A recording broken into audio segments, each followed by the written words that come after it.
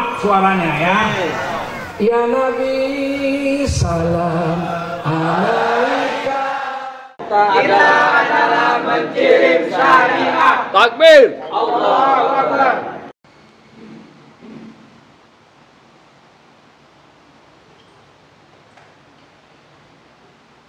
Bismillahirrahmanirrahim. Assalamualaikum warahmatullahi wabarakatuh.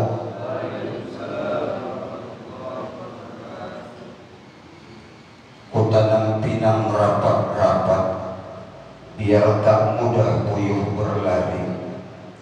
Karena menjawab salamku kurang semangat, biarlah kuulang sekali lagi. Assalamualaikum warahmatullahi wabarakatuh. Waalaikumsalam warahmatullahi wabarakatuh. Buah semangka warnanya merah, sedikit hitam karena biji. Karena salamku sudah dijawab, mudah-mudahan kita semua dirahmati Allah Subhanahu wa ta'ala. Amin ya rabbal alamin.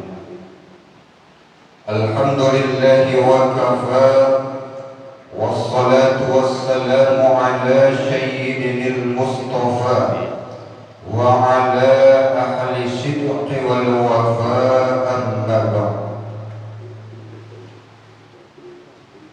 Yang saya hormati, saya muliakan Bapak Ibu hadirin wal hadirat, seluruh jemaah salat fardu subuh Masjid At-Taufiq, kemudian segenap pengurus PKM Masjid At-Taufiq yang juga saya muliakan, dan insya Allah kita semua senantiasa dalam kerahmatan, dalam perlindungan dan dalam keberkahan Allah Subhanahu wa ta'ala. Amin ya rabbal alamin. Mari kita sama bersyukur kehadirat Allah Subhanahu wa ta'ala, yang mana kiranya Allah masih berikan berbagai macam nikmatnya kepada kita sampai pada saat ini, sehingga dengan nikmat tersebut kita dapat melaksanakan aktivitas kita, baik itu melaksanakan aktivitas yang bersifat duniawi, kita bisa mencari nafkah, kita bisa bekerja, dan kemudian aktivitas yang bersifat ukhrawi, kita melaksanakan kewajiban yang Allah perintahkan, salah satunya mendirikan salat fardu subuh, yang alhamdulillah pada subuh ini telah kita laksanakan secara berjamaah. Mudah-mudahan kiranya semua amaliyah yang kita laksanakan, wabil khusus di subuh ini, dicatat dan diterima Allah Subhanahu wa ta'ala menjadi amal saleh dan amal kebaikan buat kita semua. Amin ya rabbal alamin. Salawat dan salam mari sama kita hadiahkan kehadiran Nabi kita Muhammad Rasulullah sallallahu alaihi wasallam. Allahumma salli wa sallim alaihi. Mudah-mudahan kiranya lewat salawat tersebut insyaallah tatkala di yaumul qiyamah nanti, kita beserta seluruh keluarga kita adalah umat-umatnya yang kelak tatkala di yaumul qiyamah akan memperoleh limpahan syafaat dari beliau. Amin ya rabbal alamin. Bapak Ibu hadirin wal hadirat jamaah salat fardu subuh yang dimuliakan Allah Subhanahu wa ta'ala. Pada subuh ini kita telah memasuki subuh Ramadan yang ke-18 Ramadan. Maka sudah terasa bagi kita semakin kurang bersemangatnya di dalam menghidupkan daripada bulan Ramadan ini, baik dari segi jamaah maupun dari segi semangat dalam beribadah tersebut.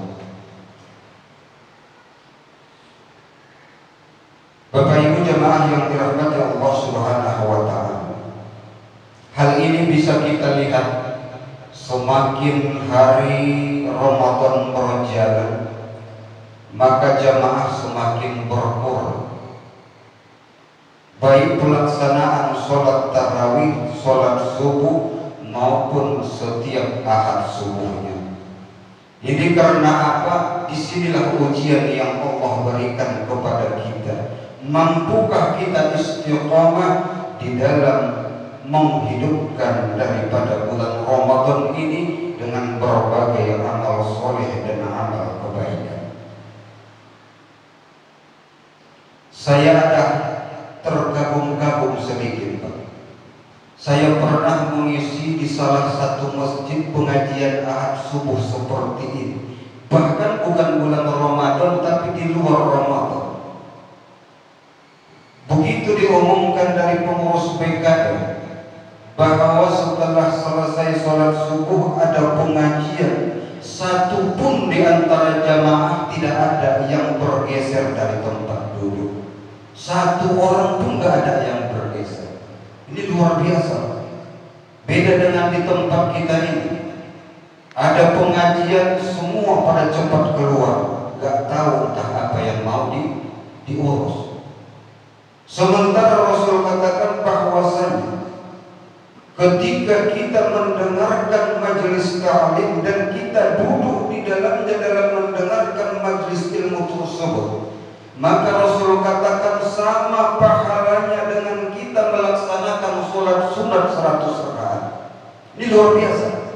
Sama dengan melaksanakan sholat sunat 100 rakaat, fadilah bagi orang yang ikut duduk di majelis ta'lim dalam rangka mendengarkan majelis-majelis ilmu.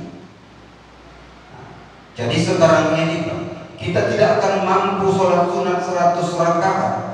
11 rakaat saja sudah banyak yang mundur. Awal Ramadan sampai dengan pertengahan Ramadan sudah banyak yang berguguran. Alasan karena capek.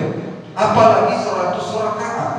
Maka kita ketika hadir di pengajian seperti ini, fadilah yang Allah berikan kata Rasul sama dengan kita melaksanakan sholat sunat 100 rakaat.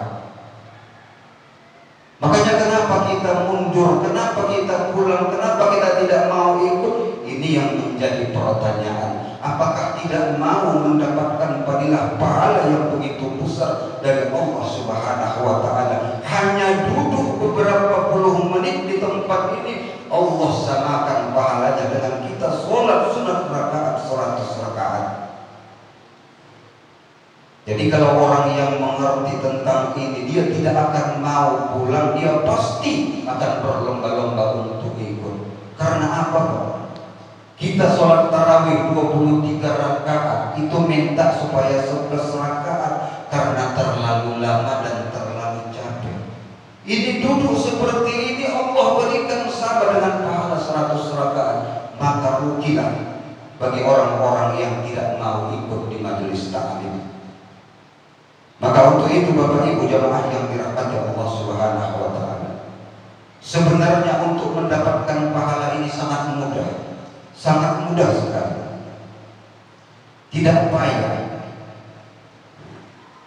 Begitu kita hadir tadi di sini, protokol mengucapkan salam. Ketika salam yang diucapkan Assalamualaikum warahmatullahi, kemudian dijawab Waalaikumsalam warahmatullah, maka Rasul katakan bagi yang mengucapkan dan menjawab salam, Allah berikan masing-masing 10 pahala baginya. Kemudian kata Rasul, apabila seorang muslim bertemu mengucapkan salam dengan kalimat Allah Assalamualaikum warahmatullah, kemudian dijawab Waalaikumsalam warahmatullah, maka masing-masing kepada keduanya Allah berikan 20 pahala atau 20 kebaikan.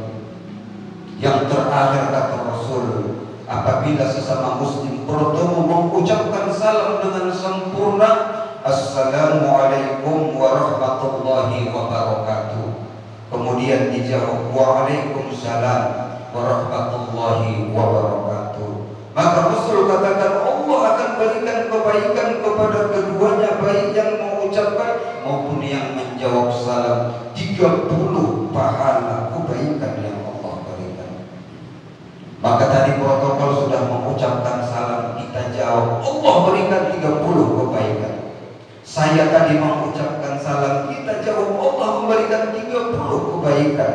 Sebentar saja kita sudah dapatkan 60 kebaikan. Dengan kita duduk di majelis ta'lim ini, Allah berikan 100 rakaat pahala sholat sunnah. Sebentar saja kita sudah dapatkan pahala yang berlimpah ruah dari Allah Subhanahu wa ta'ala. Tapi sayang disayang Bapak Ibu jamaah yang dirahmati Allah, kenapa kita tidak mau mengambil kesempatan ini untuk memperbanyak pahala dan kebaikan dari Allah Subhanahu wa ta'ala? Malah kita pergi, malah kita pulang. Ini yang menjadi persoalan tentang keimanan kita. Maka ini bisa kita renungkan Bapak Ibu jamaah yang dirahmati Allah. Biasanya orang berlomba-lomba mengikuti majelis taklim karena disinilah tempatnya kita mendapatkan nasihat-nasihat agama. Disinilah kita tempatnya untuk mendapatkan pencerahan-pencerahan yang mengingatkan kita untuk kebaikan-kebaikan dan agama. Ketika kita tidak mau menghadiri majelis taklim seperti ini, kapan lagi kita mendengarkan nasihat agama? Mungkin kita sudah agak jauh melangkah. Dengan hadirnya kita mendengarkan pengajian seperti ini, kita diingatkan kembali, kita akan teringat kembali menghindarkan hal-hal yang tidak dibenarkan Allah. Ini Bapak Ibu jamaah yang dirahmati Allah Subhanahu wa ta'ala.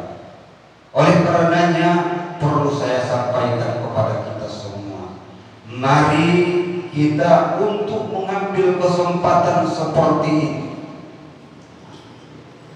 dengan niat kita untuk memperoleh ilmu dan ridha-Nya Allah, maka Allah berikan keberkahannya dan fadilah-fadilahnya kepada kita. Maka ini saya ingatkan kepada ibu, kepada kita semua, baik yang di dalam masjid ini maupun yang di luar masjid ini, ketika ada majelis taklim seperti ini, mari kita ikut berlomba-lomba, karena di sini fadilahnya sangat banyak Allah berikan kepada kita. Jangan sampai kita tidak mengambil bagian pada kesempatan ini, karena kita termasuk orang-orang yang merugi atau bahkan orang-orang yang celaka, karena kita tidak mau mengambil fadilah yang begitu besar yang Allah berikan kepada kita. Bapak Ibu jamaah yang dirahmati Allah, ini sering saya sampaikan ketika saya memberikan kajian-kajian, terlebih-lebih di bulan Ramadan ini, yang setiap malam saya keliling dari masjid ke masjid, baik di daerah Deli Serdang maupun di kota Madia Medan. Sering kali saya sampaikan seperti ini, karena disinilah tempatnya kita untuk memperbanyak ibadah kepada Allah Subhanahu wa ta'ala. Kalau kita sudah di luar, belum tentu kita terkontrol dengan aturan-aturan Allah. Mungkin di dalam bekerja, mungkin di dalam mencari nafkah, kita mungkin melakukan hal-hal yang mudarat, mungkin yang subhan dan lain sebagainya. Bapak Ibu jamaah yang dirahmati Allah Subhanahu wa ta'ala. Kemudian mari sejenak pada kesempatan ini kita mengkaji tentang nikmat yang Allah berikan. Jadi Allah Subhanahu wa ta'ala berfirman di dalam surah Al-Ibrahim ayat ke-7. Bismillahirrahmanirrahim. La in syakartum la azidannakum wa la in kafartum inna azabi lasyadid. Allah katakan, barang siapa yang bersyukur akan nikmat yang aku berikan, maka aku akan berikan nikmat yang lebih baik, nikmat yang lebih besar, nikmat yang lebih banyak dari apa yang telah aku berikan, kata Allah. Wala in kafartum inna azabi lasyadid. Tapi apabila engkau ingkar, tidak mensyukuri akan nikmat yang telah aku berikan kepadamu, inna azabi lasyadid, sesungguhnya azabku itu sangat pedih, kata Allah Subhanahu wa ta'ala. Ini Allah mengingatkan kita untuk menjadi hamba Allah yang pandai mensyukuri nikmat Allah sekecil dan sebesar apapun nikmat yang Allah berikan. Karena Allah berjanji ketika kita bersyukur, nikmat tersebut akan Allah tambah. Namun sebaliknya, ketika kita tidak mensyukurinya, Allah mempersiapkan azab yang sangat pedih buat kita. Nikmat Allah ini ada 3 macam. Yang pertama nikmat rezeki. Nikmat rezeki ini Allah berikan kepada kita berupa harta benda atau mungkin kekayaan. Kemudian nikmat rezeki ini Allah berikan kepada kita sebagai suami, Allah berikan rezeki istri. Dan kemudian ketika kita sebagai istri, Allah berikan kita rezeki suami. Dan kemudian di dalam rumah tangga kita Allah berikan rezeki, Allah anugerahkan buah hati, belahan jiwa, yakni anak-anak dan keturunan kita. Maka ini harus kita syukuri. Bagaimana cara mensyukurinya? Ketika nikmat rezeki berupa harta benda kekayaan yang Allah berikan, maka kita syukuri dengan cara kita sisihkan sebahagian daripada rezeki kita untuk berinfak, untuk bersedekah, untuk membayar zakat ketika telah sampai nisabnya. Inilah cara kita mensyukurinya. Terlebih-lebih ini pada bulan Ramadan. Bulan Ramadan semua kebaikan apapun yang kita lakukan pahalanya dilipat gandakan oleh Allah dibanding dengan di luar daripada bulan Ramadan ketika kita lakukan. Ini cara mensyukurinya. Kemudian Allah berikan kepada kita pasangan hidup. Ini rezeki. Banyak di antara kita, di antara orang-orang di luar sana yang sampai berusia lanjut belum mendapatkan pasangan hidup. Banyak Pak, baik laki-laki maupun perempuan, belum Allah berikan pasangan hidup. Maka kita bersyukur Allah berikan pasangan hidup kepada kita sampai pada saat ini. Dan kemudian di sisi lain kita bisa melihat berapa banyak orang yang telah membina rumah tangga, namun belum Allah berikan rezeki berupa keturunan anak kepada mereka. Mereka telah berusaha kesana kemari untuk memperoleh keturunan dengan berbagai macam ikhtiar mereka lakukan, namun Allah belum berikan kepada mereka. Yang kita ini telah Allah berikan pasangan hidup, Allah berikan rezeki berupa anak-anak dan keturunan. Maka cara mensyukurinya bagaimana? Mari kita jadikan istri dan anak-anak kita selalu taat kepada Allah Subhanahu wa ta'ala. Istri kita mari kita arahkan agar menjadi istri yang solehah. Anak-anak kita mari kita bimbing, kita arahkan agar menjadi anak-anak yang soleh dan solehah. Mungkin dengan memberikan pendidikan agama, jangan kita hanya mementingkan pendidikan dunia. Pendidikan dunia ini gunanya hanya selama kita hidup. Meninggal kita selesai urusan dunia, tinggal urusan akhirat. Maka mari kita berikan pendidikan agama kepada anak-anak kita dibarengi dengan pendidikan dunia. Dunia urusannya sampai hari akhirat nanti, akhirat. Urusan akhirat sampai akhirat nanti, tapi urusan dunia hanya selama kita hidup. Paling lama umur kita 80 tahun. Tinggal semua yang namanya dunia, tinggal urusan yang bernama akhirat. Ketika tidak kita arahkan anak kita, keturunan kita dengan ilmu-ilmu agama, maka insya Allah dia akan sengsara di kehidupan dunia dan kehidupan akhirat apalagi.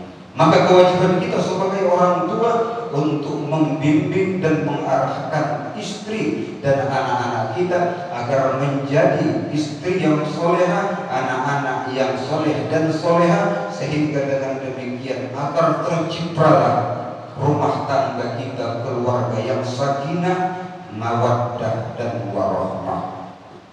Ini yang pertama. Kemudian yang kedua, nikmat yang Allah berikan kepada kita berupa nikmat kesehatan. Hari ini di subuh Ahad ini kita bisa hadir ke rumah Allah yang mulia ini karena kita dalam keadaan sehat. Kalau kita tidak sehat Pak, Jangankan untuk hadir mengayunkan tangan, melangkahkan kaki ke rumah Allah yang mulia ini, kadangkala untuk membalikkan tubuh kita pun di tempat tidur kita tidak mampu. Maka kita bersyukur Allah berikan nikmat kesehatan kepada kita, yang mana nikmat kesehatan ini sangat tinggi nilainya. Berapa banyak di antara tetangga kita, mungkin keluarga kita, kerabat kita yang saat ini sedang Allah berikan ujian berupa penyakit kepadanya, yang dia berobat ke sana kemari, baik ke medis, baik ke orang pintar, berobat ke luar kota, atau bahkan banyak yang sampai berobat ke luar negeri. Tujuannya hanya satu, agar dia menjadi orang yang sehat dari penyakitnya. Dia mengeluarkan biaya puluhan juta, bahkan ratusan juta dia korbankan untuk memperoleh nikmat satu, yakni supaya sehat. Pada saat ini Allah berikan nikmat sehat kepada kita. Kenapa kita tidak manfaatkan untuk bersyukur kepada Allah dengan kesehatan yang Allah berikan? Kita laksanakan yang diperintahkan Allah. Kita laksanakan amal soleh dan amal kebaikan. Selagi kita sehat, kita mendengarkan majelis taklim. Kalau kita nanti sudah enggak sehat, enggak bisa jalan lagi, jangankan untuk ke masjid, untuk ke kamar mandi pun sudah tidak bisa. Bagaimana kita bisa menghadiri majelis-majelis seperti ini yang begitu besarnya pahala dan fadilah yang Allah berikan? Maka harus kita syukuri ini selagi Allah berikan kesehatan kepada kita, karena Allah berjanji apabila kita syukuri maka Allah akan memberikan nikmat yang lebih baik, yang lebih besar lagi. Ketika nikmat kesehatan kita syukuri, maka insya Allah Allah akan memberikan kesehatan dan kesehatan lagi kepada kita. Ketika kita tidak syukuri, maka Allah katakan inna azabi lasyadid. Boleh jadi sedikit demi sedikit kesehatan kita akan diambil oleh Allah karena kita tidak mampu mensyukuri kesehatan tersebut untuk melaksanakan kewajiban-kewajiban yang Allah perintahkan kepada kita. Hari ini bulan Ramadan, banyak orang yang sehat, banyak orang yang kuat, namun dia tidak berpuasa di bulan Ramadan. Artinya apa? Artinya dia tidak mensyukuri kesehatan yang Allah berikan, karena dalam keadaan tanpa uzur dia tidak mau melaksanakan ibadah puasa. Apalagi nanti ketika dia sudah sakit-sakitan, bagaimana dia mampu melaksanakan puasa di bulan Ramadan? Pada saat sehat pun dia tidak mau melaksanakan ibadah puasa. Bapak Ibu jemaah yang dirahmati Allah Subhanahu wa taala. Kemudian yang ketiga, yakni nikmat umur yang Allah berikan. Sampai saat ini kita bisa hadir dan berkumpul di Masjid At-Taufik ini karena Allah masih titipkan berupa umur kepada kita, berupa nafas kepada kita, sehingga di sebuah ahad yang ke-18 ini kita masih bisa menghirup udara segar di subuh ini. Kalau berkaitan dengan yang namanya umur, Bapak Ibu jamaah yang dirahmati Allah, kita tidak ada yang bisa memprediksi umur kita sampai kapan. Kita tidak tahu apakah umur kita sampai besok lusa, bulan depan atau tahun depan. Wallahu a'lam bishawab. Tidak ada kita yang tahu. Karena Allah katakan di dalam Al-Quran, wa likulli ummatin ajal fa ijaja ajaluhum la yasta'khiruna sa'ah wa la yastaqdimun, kata Allah. Tiap-tiap umat itu mempunyai ajal, kata Allah. Ketika telah sampai ajal kepada seorang hamba yang telah aku tentukan, kata Allah, la yasta'khiruna sa'ah, maka tidak ada satupun makhluk di alam kehidupan dunia ini yang bisa mempercepat kematian tersebut walau satu saat, walau satu detik, kata Allah. Dan kemudian apabila telah sampai ajal tersebut kepada seorang hamba yang telah aku tentukan, kata Allah, maka tidak ada satupun makhluk di kehidupan dunia ini yang mampu menunda atau memperlambat ajal atau kematian tersebut walau satu detik, kata Allah. Ini janji Allah Subhanahu wa Ta'ala. Oleh karenanya, tak satu pun kita yang tahu kapan, di mana, pada saat apa nanti kita akan dipanggil oleh Allah Subhanahu wa Ta'ala. Seseorang meninggal itu, Bapak Ibu jamaah yang dirahmati Allah, bukan dikarenakan sakit, bukan dikarenakan tua, bukan dikarenakan lanjut usia, bukan. Kita bisa lihat calon bayi yang berada di dalam perut ibu pun meninggal, anak bayi meninggal, anak remaja meninggal, orang tua meninggal, lanjut usia meninggal, orang yang sehat juga meninggal, orang yang sudah sakit-sakitan juga meninggal. Jadi ukurannya bukan karena sakit dan tua. Seseorang itu akan meninggal ketika sang ajal telah datang menjemput. Tidak memandang tua dan muda, tidak memandang sehat sang sakit, melainkan ketika ajal telah datang, maka kematian pasti akan menghampiri kita. Kapan dan dimanapun kita berada, ke tempat manapun kita bersembunyi, sejauh apapun kita bersembunyi, yang namanya ajal pasti akan menghampiri kita. Kita tidak tahu Pak Bu, ketika kita mungkin melakukan kemaksiatan, kita dipanggil Allah. Ketika kita melaksanakan hal-hal yang dilarang Allah, kita dipanggil Allah. Maka ketika ini yang terjadi, maka kita meninggal dalam keadaan su'ul khotimah. Tentu kita semua berharap ketika kita nanti menghadap Allah, kita pergi dalam keadaan husnul khotimah, dalam keadaan diridhoi Allah. Ketika Allah meridhoi kita, maka pasti Allah akan tempatkan kita di dalam surga. Maka bagaimana agar kita meninggal dalam keadaan husnul khotimah? Maka mari setiap umur kita, setiap detik nafas kita pergunakan untuk zikrullah, mengingat Allah. Ketika kita selalu mengingat Allah, maka semua perjalanan hidup kita akan terhindar dari hal-hal yang dilarang oleh Allah Subhanahu wa Ta'ala, apalagi terjerumus kepada kemaksiatan dan lain sebagainya.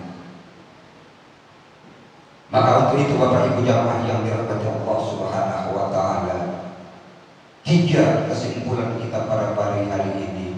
Yang pertama, sebagai hamba yang dituntut untuk senantiasa menjadi hamba Allah yang pandai bersyukur atas nikmat yang Allah berikan, sekecil dan sebesar apapun nikmat yang Allah berikan kepada kita, maka kita wajib mensyukurinya. Dengan nikmat rezeki Allah berikan, mari kita pergunakan rezeki kita untuk di jalan Allah, sebahagian daripada rezeki yang Allah titipkan kepada kita. Karena inilah hakikatnya harta kita yang nanti kita bawa menghadap Allah Subhanahu wa Ta'ala. Kita punya mobil, kita punya tanah, kita punya kebun sepeninggal kita, semua itu akan beralih nama. Rumah pindah nama menjadi istri atau anak. Kebun akan ganti nama menjadi anak atau yang lain. Kalau ada uang di bank akan berganti nama, semua akan berganti nama. Yang tetap kekal dan abadi menemani kita, inilah yang kita infakkan dan kita sedekahkan, yang akan selalu menemani kita di alam barzakh sampai nanti di alam akhirat. Kemudian dengan nikmat istri, anak yang Allah berikan, mari kita didik, kita arahkan agar menjadi orang-orang yang soleh dan solehah. Karena sebanyak apapun harta yang kita kumpulkan, sehingga dengan itu kita lalai mendidik anak-anak kita, mengarahkan anak-anak kita. Mungkin kita punya mobil, kita punya kebun, punya uang ratusan juta.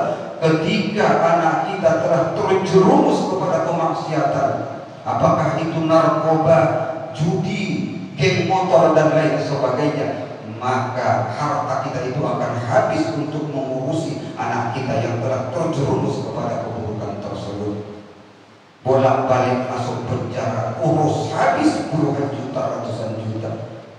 Ini karena apa? Karena kita lalai membimbing dan mengarahkan anak-anak kita.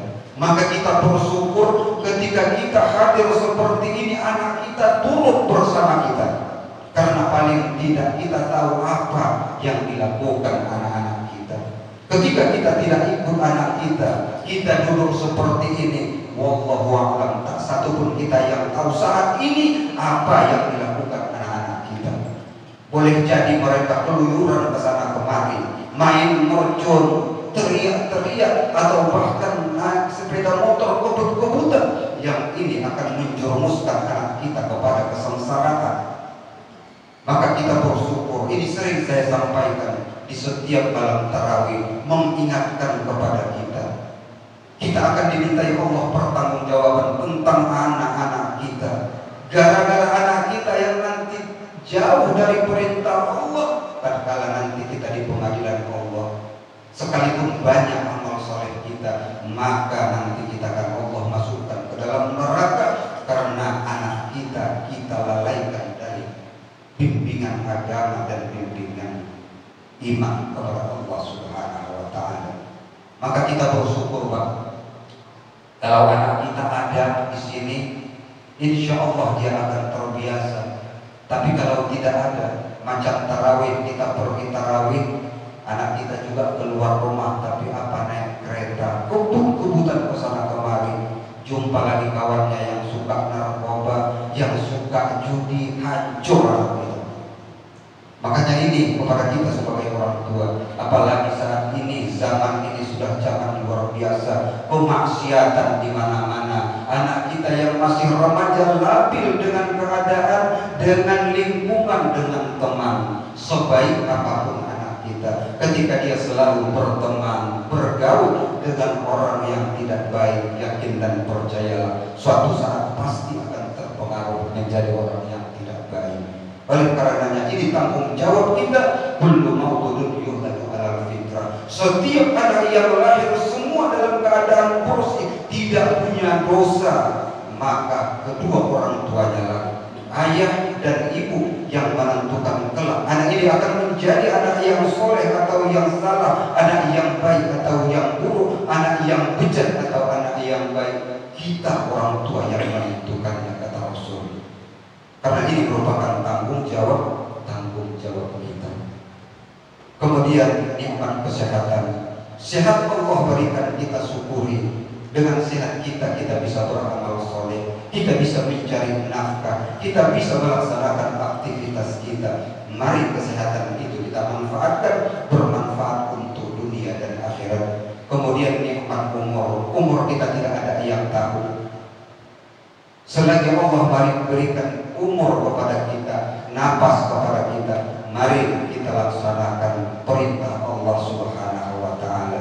Karena kita tidak tahu kapan dan di mana ajal akan menemui kita. Karena ajal itu bukan hanya kepada orang yang tua, bukan hanya kepada orang yang sakit. Seringkali kita mendengar, Bapak Ibu jamaah yang dirahmati Allah, kawan kita mungkin, kerabat kita mungkin, tetangga kita mungkin, yang pada malamnya kita bersama dengannya dalam keadaan sehat walafiat, namun di pagi subuh sudah ada pengumuman dari masjid, dia sudah dipanggil Allah Subhanahu wa Ta'ala.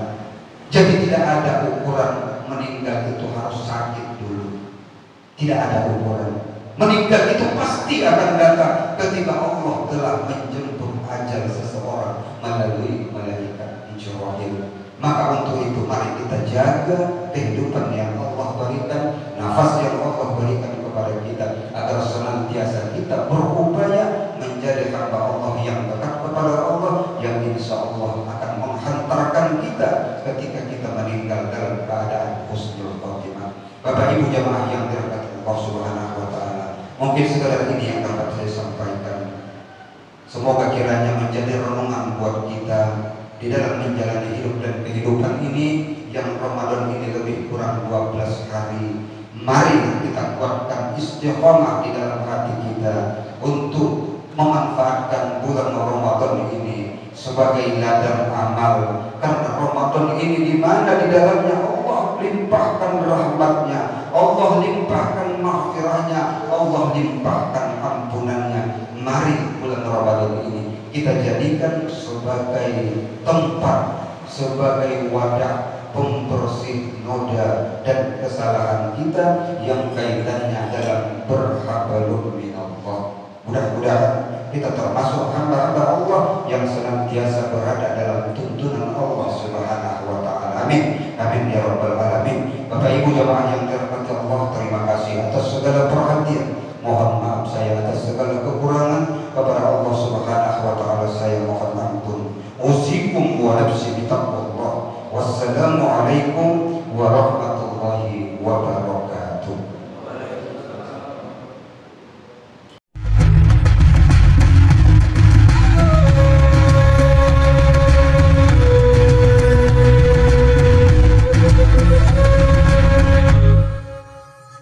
Jangan lupa, supaya channel ini bermanfaat, padamkan warna merah. Klik subscribe, subrek.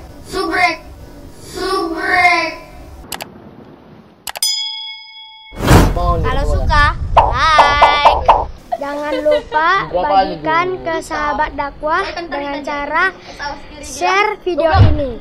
Komen di bawah ini ya teman-teman.